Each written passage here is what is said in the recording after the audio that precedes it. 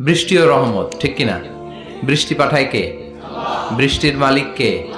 বিশ্বনবী আকাশে মেঘ দেখলে বলতেন আল্লাহুম্মা সাইয়্যিবান নাফিআন, হে আল্লাহ তুমি ভালো বৃষ্টি দাও। কেননা এই বৃষ্টি দিয়েও আল্লাহ অনেক জাতিকে ধ্বংস করেছে। বৃষ্টি দিয়ে মানে অতি বৃষ্টি দিয়ে আল্লাহ বন্যা দিয়ে গোটা দুনিয়াটাকে ভাসিয়ে দিতে পারে কি পারে না? এজন্য মেঘ দেখলে এত আনন্দিত হয়েন না, বৃষ্টি দেখলে অনেকে গান বাজায়, আছে না নাই? এই বৃষ্টি ভেজা রাতে তুমি চলে যেও না, গান গায় না?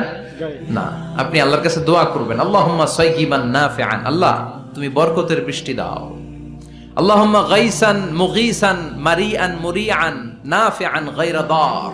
বিষ্ণুই পড়তেন আল্লাহ এই বৃষ্টিটা যেন উপকারী হয়, এই বৃষ্টি থেকে যেন ঘাস লতা পাতা কিছু পায়, এই বৃষ্টিটা যেন আমাদের জন্য বরকতময় হয়, যেন কল্যাণময় হয়, কোনো ক্ষতির কারণ যেন না হয়, তুমি কবুল করো।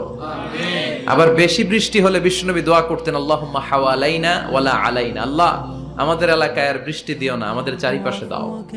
এই দোয়াগুলো পড়ার দরকার আছে না নাই? আল্লাহ যা বৃষ্টি দিবে এটা যেন আমাদের কল্যাণ হয়, আমরা পড়ি আমিন।